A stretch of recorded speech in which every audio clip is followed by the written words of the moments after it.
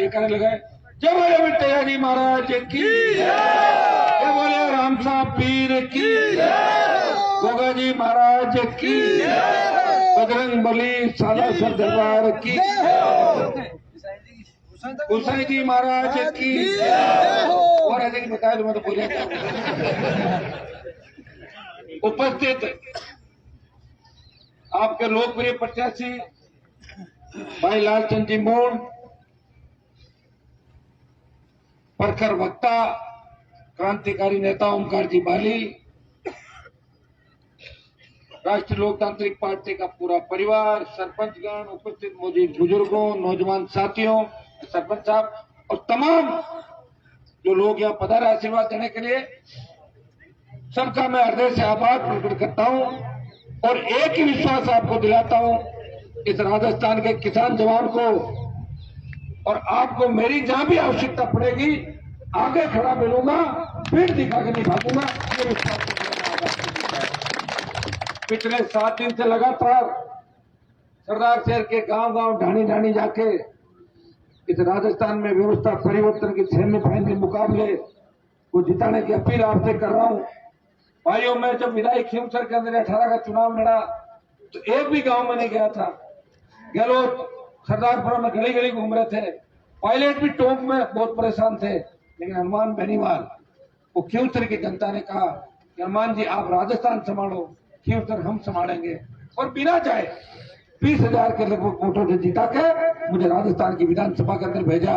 और यहाँ तो मैं शायद पहली बार इतना किसी के लिए घूमा, इतना लालचंद जी के लिए हर गांव ढाणी अपील कर रहा हूं। और जब तक गांव ढाणी पूरे नहीं हो जाते मैं यूं घूमता रहूंगा। और 5 तारीख तक मैंने कहा कि 5 तारीख तक जब मतदान पूरा हो जाएगा, 6 बज जाएगी, तब हनुमान बेनीवाल एक दिन के लिए आपके बीच से जाएगा। और ईश्वर ने अगर चाहा तो 8 की जो मतगणना होगी उसमें निश्चित रूप से 40-50 साल का जो संघर्ष है आपका, अवरुद्ध विकास है, जो आपका आशीर्वाद, अंतिम छोर पे बैठे व्यक्ति की जो पीड़ा है, इसको अगर कोई दूर करेगा तो राष्ट्रीय लोकतांत्रिक पार्टी की जीत के साथ ही राजस्थान के विकास के बंद पड़े दरवाजे खुल जाएंगे। राजस्थान आज मैं अखबार पढ़ रहा था, राजस्थान पत्रिका के अंदर एक खबर छपी कि 63% अपराध का आंकड़ा था ना उसमें, कि राजस्थान में 23 का जो चुनाव होगा वो अपराध इतना बढ़ गया राजस्थान के अंदर कि अपराध मुक्त राजस्थान कैसे हो, ये 23 में नौजवान तय करेंगे। तो मुझे एक बात बताओ आप, ये अपराध रोकने की जिम्मेदारी किसकी होती है? सरकार की। सरकार किसकी? यहाँ पे अभी कांग्रेस की। पिछली बार किसकी थी? वसुंधरा की। उससे पहले किसकी थी? गहलोत की। उससे पहले वसुंधरा, उससे पहले गहलोत। तो ये गहलोत वसुंधरा का जो गठबंधन चल रहा 25 साल से, अपराध को तो इन लोगों ने बढ़ाया, कांग्रेस ने बढ़ाया, भाजपा ने बढ़ाया। अब तीसरी बात ये देखो कि आपके लिए कौन लड़ रहा है? कांग्रेस के नेता तो मंत्री बनने के लिए होड़ मची हुई है। कांग्रेस के नेताओं की यह स्थिति है, सुबह कोई कहता है कि गहलोत उसके पापा है और शाम तक पायलट को पापा बना लेते हैं, देखा आपने मंत्री पद के। बीजेपी के नेता कहते हैं कि वसुंधरा हमारी मम्मी है, कई कपड़े ड्राई क्लीन करा तो घूम रहे वसुंधरा के। लेकिन भाइयों, फिर भी इस राजस्थान में स्थितियां नहीं सुधरी। कहने को तो किसान का बेटा कहते हैं अपना। मैंने देखा लोकसभा के अंदर जब तीनों कृषि बिल आए थे, जब देश का किसान सड़कों पे था, देश का किसान हमारी तरफ टकटकी लगा के देख रहा था कब हमारे किसान नेताओं के अंदर जो आग है वो बाहर आएगी, कब हमारी मांग मानी जाएगी। उत्तरी भारत के अंदर अगर उन किसानों के सम्मान के अंदर मोदी का मंत्रिमंडल छोड़ के सड़क पर कोई व्यक्ति आया, सत्ता छोड़ी, वो नागौर का सांसद था जिसने 70 दिन किसानों के साथ मान सम्मान की लड़ाई लड़ी। एमपी तो आपका भी किसान का बेटा है, ये बाबा जी भी किसान का बेटा है, झुंझुनू में भी है, अजमेर में भी है, और वसुंधरा का बेटा भी कभी कभार कहता है कि वो भी किसान का बेटा है। तो ये आप देखिए, इतने किसान के बेटे हरियाणा में, यूपी के अंदर भी है, लेकिन जब किसानों को आवश्यकता पड़ती है इनके मुंह पे ताला लग जाता है और ये कहते हैं जो मोदी जी ने कर दिया वो फाइनल। जब देश का जवान संकट के अंदर आया, सेना को ठेके पे दिया, कोई नहीं बोला। इस हिंदुस्तान की सबसे बड़ी पंचायत के अंदर अपने छोटे भाइयों के सम्मान की लड़ाई किसी ने लड़ी। सेना के सम्मान में आरएलपी मैदान के नारे के साथ जोधपुर में 2 लाख जवानों की रैली करके मोदी को चेतावनी दी, मोदी जी किसानों ने आपको ठगा दिया था, हम किसान पुत्र जवान हैं, हमारे दिल्ली की ओर तैयार हो जाओ, समय लग सकता है। लेकिन हनुमान बेनीवाल अकेला सांसद है जिसने अग्निपथ को वापस लेने की बात करी, सेना की पूर्व की भांति बच्चों को बाल करने की बात हिंदुस्तान की सबसे बड़ी पंचायत के अंदर करी। भाइयों, ईआरसीपी तय योजना की बात हो, ईस्टर्न कैनाल जो पूर्वी राजस्थान की योजना है सिंचाई की पीने के पानी की, उसको राष्ट्रीय परियोजना घोषित, सिंचाई परियोजना घोषित कैसे करें, राष्ट्रीय परियोजना घोषित कैसे करें। लंपी से जब गौ माता दम तोड़ रही थी,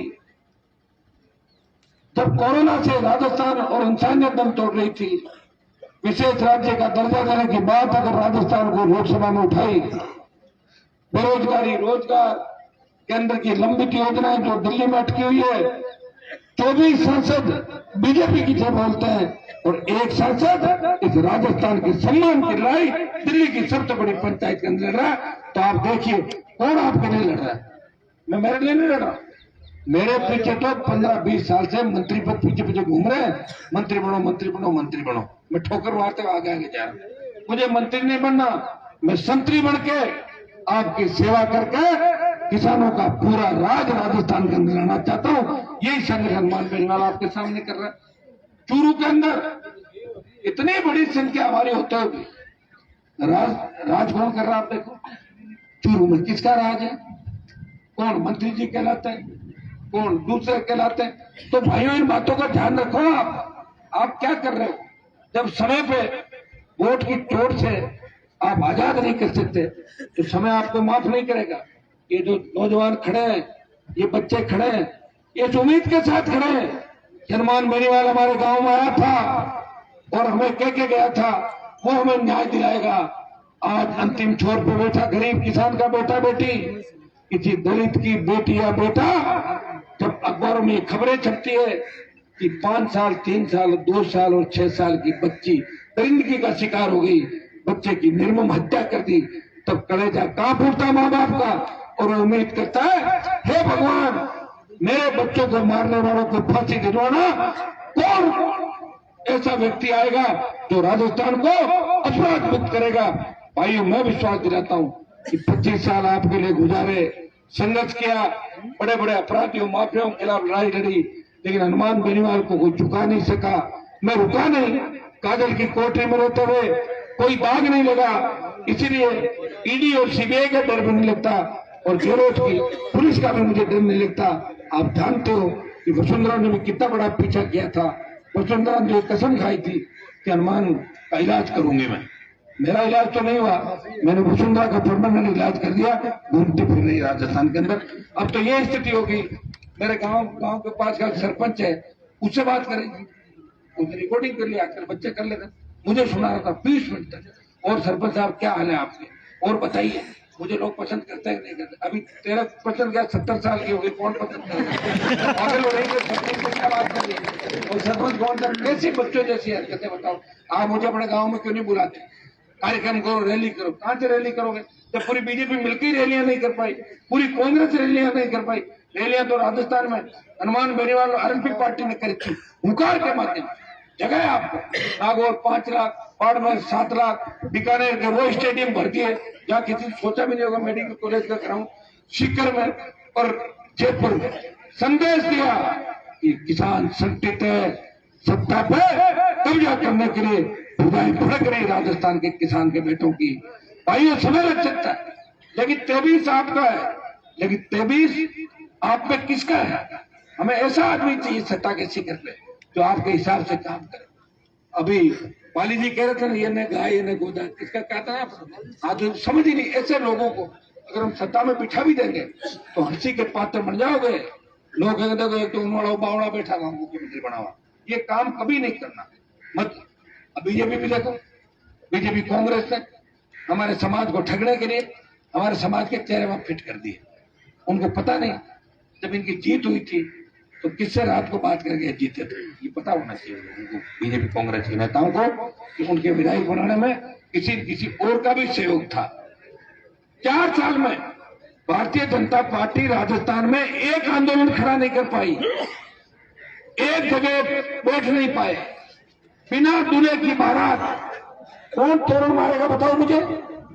12 दूल्हे और एक वही लुटेरी दुल्हन घिसी पिटी। कौन आएगा भाई बताओ? इनका कौन है? किसके नाम से वोट मांगे? तो मोदी के नाम से वोट ले लेंगे तो लिए तो नहीं। झारखंड के अंदर मोदी कहां गया था? दिल्ली में तो नहीं बनाई सरकार आपने। दिल्ली में 3 सीट आई थी और पंजाब में कहां खुश हो गए थे आप लोग? तो मोदी का जादू चला नहीं है पंजाब के अंदर। राजस्थान में कैसे चलेगा? 22% शेड्यूल कास्ट मिला लो, ओबीसी मिला लो, मुस्लिम मिला लो, 72% से ज्यादा संख्या होती है गुजर मीनाओं को मिला तो 72% आपको नेता कैसे मानेगा राजस्थान का? इसलिए अपनी शक्ति को पहचानो, ताकत को पहचानो। मांगने से सत्ता कोई नहीं देता, सत्ता छीनी जाती है और सत्ता छीनने के लिए किसान के बेटो तैयार हो जाओ। इस सेमीफाइनल में राष्ट्रीय लोकतांत्रिक पार्टी को जिता के संदेश देना है कि आरएलपी खाली वोट लेने वाली पार्टी नहीं है, ये जीत हासिल करेगी। जिस तरह खेमसर की जनता ने तो पूरी कांग्रेस सरकार को हराया था, वहां आपके यहाँ तो इतने लोग नहीं आए। जब गहलोत के बेटे को हराया तो गहलोत ने बदला लेने के लिए मेरे उपचुनाव के अंदर पूरी कांग्रेस को वहां ठोक दिया था। सारी कांग्रेस वहीं थी, हर जाति के मंत्री थे, हर जाति के नेता थे और मेरे समाज के तो 100 नेता थे पूरे देश के बराबर, जो कह रहे हनुमान को हराएंगे। और ऐसा उनको भगाया कि खेमसर की तरफ आने और नागौर की तरफ आने की हिम्मत भी उनकी नहीं पड़ी। आप एक बार सरदार से इनको भगा दो, एक दल तो 3rd नंबर जाएगा राजस्थान के अंदर, ये तो तय है। अभी तो कांग्रेस पार्टी मुझे 3rd नंबर में जाती दिखाई दे रही है। हो सकता है धीरे धीरे मजबूती आ जाए, आप लोग और मजबूत हो जाओ तो बीजेपी भी 3rd नंबर पे राजस्थान के अंदर जा सकती है। वोट आपका लगता है, वोट मोदी का नहीं लगता, वोट किसी मंत्री जी का नहीं लगता। आज मैं पढ़ रहा था, मेरे समाज के लोगों को मीटिंग करके कह रहे कि हनुमान नागौर से आया। अरे हनुमान आया तो सही नागौर से, पहले तो कोई आया ही नहीं था। मैं तुम्हारे को जगाने के लिए निकला हूं तो राजस्थान के अंदर पूरी जवानी मेरी समर्पित कर दी। ये जो भाषण दे रहे हैं इनको पूछो, तुम तो खाली एमएलए एमपी बनने के लिए कोई तुम्हारे कंधे पे बंदूक रख के तुम्हें टूल बना रहा है, शिकार कर रहा है। मैं ही तो व्यक्ति हूं और मेरी लड़ाई की शुरुआत चूरू की धरती से हुई थी। याद करो वो दिन जिनका राजस्थान में खौफ था, वो खौफ कहां चला गया? किसका खौफ खत्म किया? मैंने किया। थाने तहसील का डर जो आम आदमी में था, गरीब आदमी में था कि थाना आ गया, वो डर मैंने समाप्त किया। मैंने ये नहीं कहा कि कानून हाथ में ले लो, मैंने ये कहा कि गुंडे और बदमाशों के अंदर पुलिस का खौफ होना चाहिए, आम आदमी के अंदर पुलिस का विश्वास होना चाहिए। गरीब किसान थाना तहसील में जाए तो थानेदार तहसीलदार खड़ा होकर बोले, बाबा जी बिराजो, चाय मंगाओ, कोल्ड ड्रिंक मंगाओ, कहीं मंगाओ, बोली। ये व्यवस्था मैं चाहता हूँ राजस्थान। ये कैसा आएगी व्यवस्था? जब राज आएगा, राज कौन लाएगा? आप लाओगे। मारवाड़ तो तैयार है, 43 सीट तैयार है मारवाड़ की। 1st 2nd रह गया हर सीट पे, 1st 2nd अंदाज लगा लो 43 में कितनी जीते। अब बचा कौन सा इलाका? बीकानेर, हनुमानगढ़, गंगानगर, चूरू, सीकर, झुंझुनू, 40 सीट तो ये हो गई आपकी। जयपुर, अजमेर, भीलवाड़ा, चित्तौड़, उदयपुर 50 सीट ये हो गई। ये 40, 50, 90, 50 हो। भरतपुर, अलवर, अरे पूरा ही हो गया भाई। आप अपनी ताकत को पहचान लोगे ना तो 115-20 सीट अकेले ले आओगे। मेघवाल 7 आया, मुस्लिम 7 आया, रिजर्व सीटें आई, ये बढ़ गया माहौल सारा राजस्थान के अंदर। किसका इंतजार कर रहे हैं? और वापिस अगर बीजेपी का राज ले आए ना तो 5 साल फिर तकलीफ रहेगी, वही टोल देना पड़ेगा, बिजली के बिल भरने पड़ेंगे। आपके यहाँ लोग बिजली का बिल भरते हैं क्या? मेरे उधर तो नहीं भरते बिजली का। राजस्थान में फ्री बिजली उधर ही चलती है।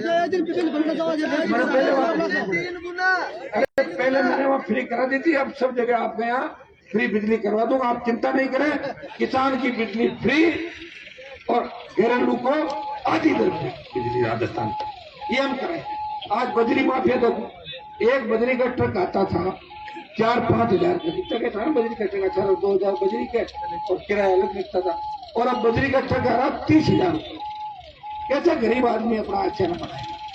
सारा काम बजरी माफिया को दे दिया। जो वसुंधरा को थैली भेंट करते थे वो गहलोत को थैली भेंट कर रहे हैं। गहलोत मुख्यमंत्री रहना चाहता है और पायलट बनना चाहता है, एक ही काम है दोनों का। तो तू उत्तर मैं बनूंगा तो राजस्थान बर्बाद हो गया। और बीजेपी मौन है, वो कह रही है कि मोदी के चेहरे पे अपने आप वोट दे देंगे। जनता का क्या कान जाएंगे, क्या ये लोग देंगे वोट? ये और कहता है। मैं लोकसभा में कह रहा था, मैंने कहा साहब पेट्रोल डीजल की कीमतें कम करो। आप बातें करते हो बड़ी बड़ी, तो डीजल पेट्रोल की कीमतें कम क्यों नहीं कर रहे हो? तो बीजेपी के नेता बोले कि भैया डीजल पेट्रोल कम नहीं होगा, गाड़ियां मत खरीदो, आप गाड़ियां मत खरीदो। कितना दम, कितना घमंड भारतीय जनता पार्टी के अंदर आ गया, आएगा भी। मोदी के सामने कोई चेहरा नहीं है, कोई घिसा पिटा पप्पू, उसकी बहन, उसका वो चोर जीजा जो बीकानेर से लेकर सारी जमीनें खा गया। भारत छोड़ो, कहां से भारत छोड़ लोग? भारत तो जुड़ा हुआ टूटा कब था? भारत तो 1947 के अंदर आजाद हो गया, भारत में जुड़ा ही था। अभी नया क्या जोड़ोगे? नया कोई दूसरे जैसे जोड़ोगे? भारत कैसे जोड़ोगे बताओ मुझे? लोगों को बेवकूफ बनाना, अब टाइम पास करना, काम नहीं करना पड़े, इसलिए यात्रा के बहाने निकल जाओ। ताकि लोग है ना, कई आदमी होशियार होते हैं, पता है क्या करते हैं? सुबह अपने घर से निकल जाते हैं ताकि दूध बच जाए, चाय पिलानी पड़ती है ना घर में, दूसरों घरों में घूमते रहते। क्या चोर साहब खड़ गया, क्या तो पल्ली घोड़े में गया, जाओगे उन्हें घर चले, चाय पानी पड़े पहुंचा। तो ये राहुल तो इसलिए घूम रहा है कि कोई काम नहीं बताते, कोई दूसरा काम नहीं करते। लोकसभा में मुद्दे क्या है इनके पास? इन्होंने 50 साल लूटा, बीजेपी ने 15-20 साल लूटा देश को, लूट रहे, दोनों ही लूट रहे हैं। हाँ, सीधा तो 1-2 काम ठीक कर देंगे, उसके बदले में वोट भी तो लगातार हम दे रहे हैं। भारत जोड़ो यात्रा, अरे भारत को यात्रा से जुड़ा है क्या? भारत जब आजाद हुआ तो कितने लोगों ने बलिदान दिया था। मैं तो बार बार यही कह रहा हूँ, इस राहुल गांधी की शादी कराओ, अशोक जी गहलोत को मैं कह रहा हूँ कि आप जाओ। आप बार बार कहते हो ना कि राहुल प्रियंका को मैंने गोदी में खिलाया था, ये मेरे बच्चे थे, राजीव गांधी मेरे दोस्त थे, तो कब दोस्ती निभाओगे? 55 साल का हो गया, एक्सपायर डेट हो गई, शादी करो, उसका दिमाग ठीक हो। भारतीय से नहीं जुड़ेगा, भारतीय जुड़ेगा ऑलरेडी। कहां से भारतीय? भाइयों, आप सबने मान सम्मान दिया, यहाँ के जो विकास के अवरुद्ध काम है, कर्ज मुक्त किसान, फ्री बिजली, टोल मुक्त राजस्थान के नारों के साथ जो आरपी का गठन हुआ, भरोसा दिलाता हूँ कि सरदार शहर में 1 साल में तमाम काम होंगे तो 70 साल के अंदर नहीं हुए। ये तो लालचंद जी का खुद का इलाका है, इनका गांव और आसपास का इलाका था। एक तरफा मतदान आपको करना है। सर्व समाज के अंदर लोग ये भी बातें फैलाएंगे कि हनुमान जी की पार्टी है, हनुमान जी की पार्टी आ जाएगी तो दिक्कत हो जाएगी। क्या दिक्कत हो जाएगी? मेरठा में मेरी पार्टी आई, क्यों सर भोपालगढ़ में आई, आम आदमी की इज्जत बढ़ गई। जोधपुर में कोई नहीं लड़ रहा है, तुरंत पार्टी वाले पहुंच जाते हैं। राजस्थान में किसी कोने के अंदर अगर किसी दलित दूल्हे को घोड़ी पर नहीं बैठने दे, दलित पर अत्याचार हो, सर्व समाज की तकलीफ हो, किसी व्यक्ति की बात हो, हनुमान बेनीवाल की टीम उनको स्वयं पहुंचता है, उनको न्याय दिलाता है हर व्यक्ति को। और जब ब्राह्मण बनिया राजपूत के आरक्षण की बात चली थी आर्थिक आधार पे, तो मैं पहला नेता हूं राजस्थान का जिसने कहा कि ब्राह्मण बनिया राजपूत को भी आर्थिक आधार पे आरक्षण मिलना चाहिए। ये पहले मैंने कर दिया। दूसरे नेताओं बातें करने में क्या जोर आ रहा है भाई? उनकी जो पार्टियां होंगी, बीजेपी, कांग्रेस, खूब बड़े मगरमच्छ ये लोग, हम अब छोटा सा एक प्रयास कर रहे हैं। क्यों प्रयास? यहाँ वोट दे रहे हैं बीजेपी के नेता, हमें मत दो तो कांग्रेस को दे देना, तीसरे को मत देना, खराब हो जाएगा। खराब होता है क्या वोट का? और तुमने क्या कर लिया 70 साल में? बताओ मुझे। ये पीड़ा दिख रही है ना आपके चेहरों पर, कितनी बड़ी तकलीफ है। हर जगह जाओ, सड़क, पानी, स्कूल, बिजली, स्कूल है तो अध्यापक नहीं। अभी मैं पिछले गाँव की स्कूल देख के करंट लेवल किस तरह झाड़ियां, क्या हालात है। तो भाइयों, इन बातों को सोचना है, मेरी मदद करनी है। अब वोट मांगने आपके गांव के बीच आया हूं, गांव गांव जा रहा हूं। मेरा मान सम्मान रखना, जितना मेरा मान सम्मान रखोगे उतना ही किसान कौम का सम्मान